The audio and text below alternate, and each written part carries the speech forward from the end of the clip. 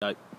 Hi everyone, welcome to the reintroduction of our newsletter. I hope that you all find it very beneficial. What we're going to try and do over the course of the year is try and give you some new skills that you can learn on regards to coaching basis and obviously a practice basis for you guys. We're going to start today. I've just written a little article in the newsletter relating to the basics of setup, and just wanted to go over a couple of those on a video so that you can see how we as pros would want you to work on it and how we work on it on ourselves. So we'll just start by looking at alignment to start with.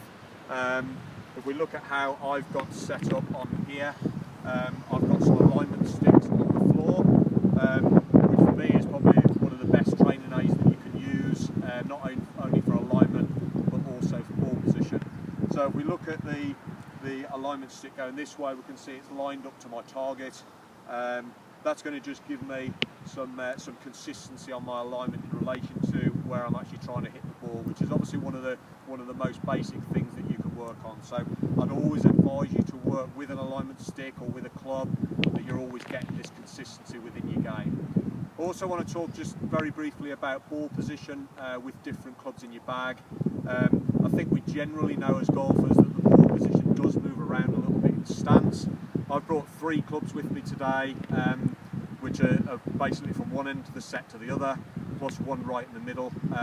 So if we start with sand wedge to start with, if I was going to line up to this ball and set up to it, what I'm looking to do is I'm looking to get the bottom of my strike at the golf ball and then the divot beyond that. When we see pros on TV, we generally see the ball fly first and then the divot. So I'm always looking to do that with my iron shots in general.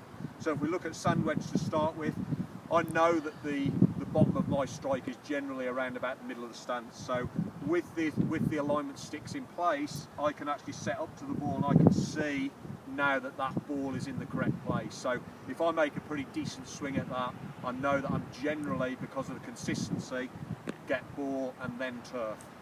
If we then move on to a 6-iron, which I have now in my hand, we're just going to start to gradually move that ball position up in the stance. Again, because of the movement you swing, because of that drive forward that you hopefully have in your swing, where that club actually contacts with the ball and the ground will slightly differ.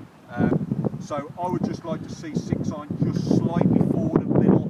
I know that I'm going to have that little bit of drive, more drive forward with this club.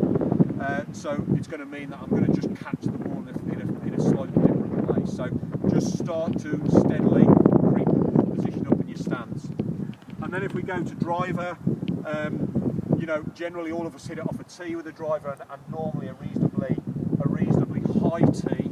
So again, the ball position is going to change. What we're generally trying to achieve with the driver is a little bit more of an upward swing through the ball so that you're just catching it off the tee. What we don't want to do is have a downward strike so much that's going to catch any turf. So we're going to push the ball up to help create that upward swing. So I like to see the ball just inside left heel. Now I can get nicely set behind the ball, okay, and then from there I can turn and I can hit. And generally that's what I'm trying to do with driver. Stop it there.